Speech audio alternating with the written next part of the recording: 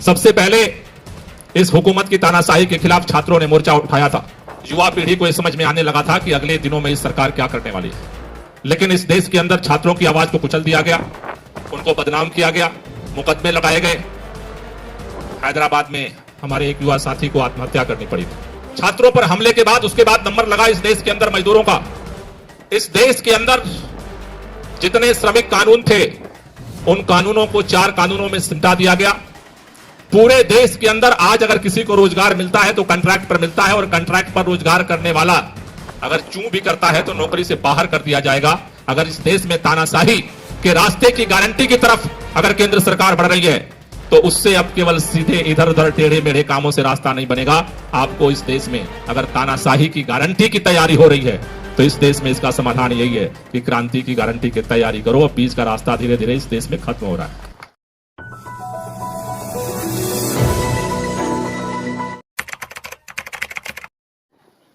आज ये मुल्क एक नए दौर से गुजर रहा है,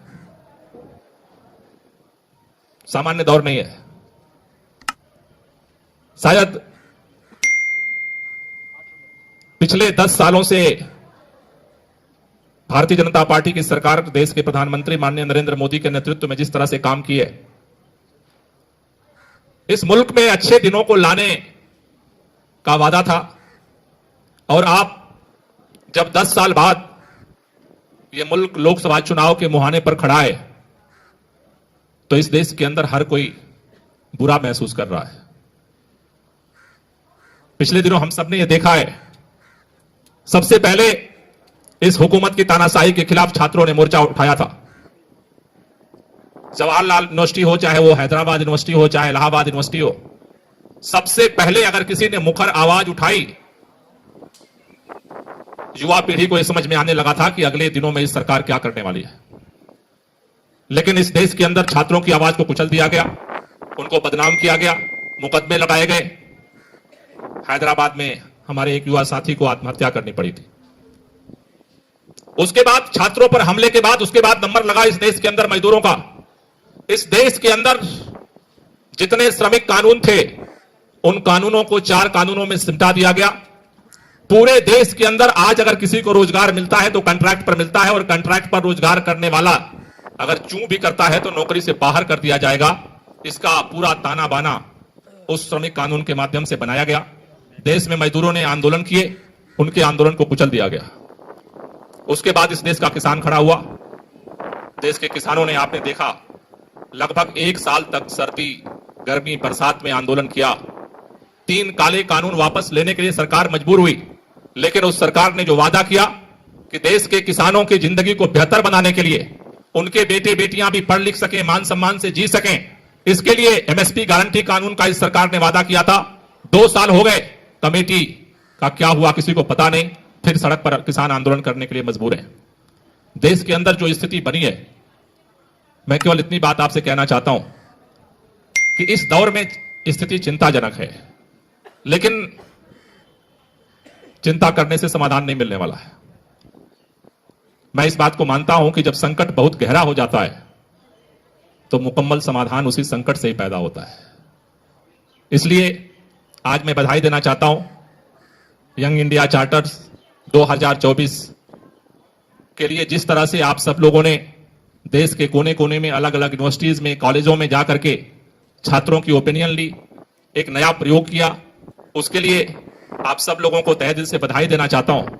और ये बात मैं कहना चाहता हूं कि बहुत सारे लोगों में बहुत सारे प्रश्न हैं, बहुत सारे लोग इस डर से जी रहे हैं। इस देश के अंदर बहुत लोगों के दिलों में एक तड़प है कि इस देश के अंदर 2024 के बाद क्या होगा।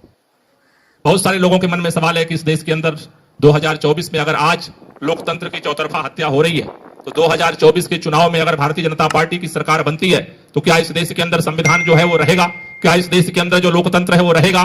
क्या इस देश के अंदर जो न्यायपालिका का व्यवस्था है वो बचेगी? क्या इस देश के अंदर चुनाव प्रक्रिया बचेगी? क्या इस देश के अंदर आज अभी इतनी सी जगह बची है कि जंतर मंतर की जगह सुरजीत भवन के बगल में आज आपको बैठने की जगह मिली है? क्या 2024 के बाद इस देश के अंदर, इस राजधानी में, किसी कोने और गली कूचे में भी क्या कोई अपनी आवाज उठा सकता है? ये बहुत सारे सवाल हैं लोगों के मन में। लेकिन मैं एक ही बात कहना चाहता हूं कि नफस नफस कदम कदम बस एक फिक्र दम बदम, घिरे हैं हम सवाल से हमें जवाब चाहिए, जवाब दर सवाल है कि इनकलाब चाहिए, इसके लिए डरो मत। बहुत सारे लोग जो इस देश के अंदर बदलाव का चिंतन करते थे, बदलाव की सोचते थे, लिखते थे, पढ़ते थे, जीते थे, उनकी जिंदगी में शायद ये ठहराव हो, ये डर हो, लेकिन आप मां भारती के बेटे बेटियां हो, इस बात को अपने दिलों में बिठाओ। आज हम चार्टर लेकर के आए हैं मोदी सरकार के सामने। ऐसे दिमाग में प्लान बनाओ, आज के बेटे बेटियों ने वो सोचा है, वो किया है जो आज 100 साल पुरानी पीढ़ी नहीं कर सकती थी, नहीं सोच सकती थी। अगर आज इस देश में संविधान पर संकट का खतरा मंडरा रहा है, आप में से वो तमाम प्रतिभाशाली युवा बैठे हैं जो उससे बाहर निकलने का भी रास्ता बना सकते हैं। अगर इस देश में तानाशाही के रास्ते की गारंटी की तरफ अगर केंद्र सरकार बढ़ रही है, तो उससे अब केवल सीधे इधर उधर टेढ़े मेढ़े कामों से रास्ता नहीं बनेगा। आपको इस देश में अगर तानाशाही की गारंटी की तैयारी हो रही है, तो इस देश में इसका समाधान यही है कि क्रांति की गारंटी की तैयारी करो। बीच का रास्ता धीरे धीरे इस देश में खत्म हो रहा है। इस तानाशाही का जवाब बीच के रास्ते से धीरे धीरे समाधान के रास्ते बंद हो रहे हैं। तो इसलिए मैं केवल इतनी बात आपसे कहना चाहता हूं, आज यंग इंडिया का चार्टर लेकर के आप आए हो। अगर यह सरकार जो भी लोकसभा चुनाव में जीत करके आती है, अगर वो इसको पूरा नहीं करती है, तो नए सरकार बनाने की तैयारी करो। इसके बगैर रास्ता नहीं बनने वाला, क्योंकि अगर आप तैयारी बड़ी नहीं करोगे तो समाधान अब नहीं निकलने वाला। धीरे धीरे धीरे धीरे धीरे धीरे लोगों के अंदर एक हताशा आ रही है। अभी नवीन जी कह रहे थे कि टेलीविजन चैनल से आवाज को पहले बाहर किया लोग, तो सोचे प्रिंट मीडिया में वहां भी बंद कर दिया, फिर सोचे कि फेसबुक पर वहां बंद कर दिया, और बहुत सारे लोग यूट्यूब पे हैं। आज बहुत सारे यूट्यूब के यहाँ कैमरे लगे हैं, कह दिन ये जिंदा रहेंगे, इसको भी बंद कर दिया जाएगा। फिर वो घरों के आखिरी दरवाजे तक आपके पीछा करने की तैयारी में है। समाधान एक ही है कि पहले दरवाजे पर ही मुकाबले की हिम्मत पैदा करो, और कोई रास्ता नहीं है।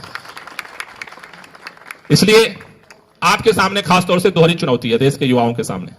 आप अपने परिवार की जो अपेक्षाएं, आपके जिंदगी के, क्योंकि आईटी क्रांति के बाद दुनिया में जो संकट है वो भी ग्लोबल हुआ है, और हमारे हौसले और हमारी आकांक्षाएं भी ग्लोबल हुई हैं।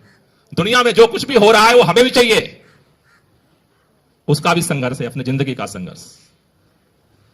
हम सब जिस परिवार में पैदा हुए हैं, उस परिवार की भी कुछ आकांक्षाएं हैं, उम्मीदें हैं आपके सामने, उसका भी बोझ आपके ऊपर है, उसका भी दबाव है।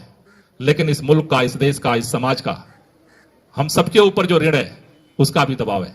इसलिए एक ऐसे कार्य योजना की जरूरत है कि हम अपनी जिंदगी को भी बेहतर से जी सकें और इस मुल्क को भी बेहतर बना सकें, क्योंकि अपने लिए नहीं जियोगे तो दूर तक लड़ नहीं पाओगे, और अगर लड़ना छोड़ दोगे तो अपनी जिंदगी भी जी नहीं पाओगे। ये दोनों रास्ते को आपको अपने हाथ में बैलेंस करना पड़ेगा। अपने लिए भी जीना है और इस मुल्क और समाज के लिए भी जीना है। मुझे लगता है कि पूरे देश के कोने कोने से, अलग अलग यूनिवर्सिटी से जो स्टूडेंट्स ने, यूथ ने, जो छात्र युवाओं ने जो शिक्षा और रोजगार के लिए अपना चार्टर तैयार किया है, हम सब उसका समर्थन करते हैं। इस सरकार को हम सौंपें। लेकिन एक ही बात कहना चाहता हूं कि आज रामलीला मैदान अभी हमसे दूर है। मैं सभी संगठनों के साथियों से निवेदन करना चाहता हूं, ये लड़ाई की शुरुआत है, आगे लड़ाई और गहरी है। आज जंतर मंतर हमें नहीं मिला, हम यहां बैठे हैं, लेकिन हमें और ताकत लगाने की जरूरत है, और आगामी दिनों में हम रामलीला मैदान तक पहुंचे, इतनी बड़ी ताकत और छात्र युवाओं को इतने बड़ी संख्या में मोबिलाइज कर सकें कि रामलीला मैदान तक हम पहुंच सकें, क्योंकि बड़ी संगठित ताकत से ही आप इसका जवाब दे सकते हैं। और हम सब आपके साथ मिलकर के इस कदम को आगे बढ़ाएंगे। आप सबने हमें यहां बुलाया, मौका दिया अपनी बात रखने का, आप सब लोगों का बहुत बहुत शुक्रिया।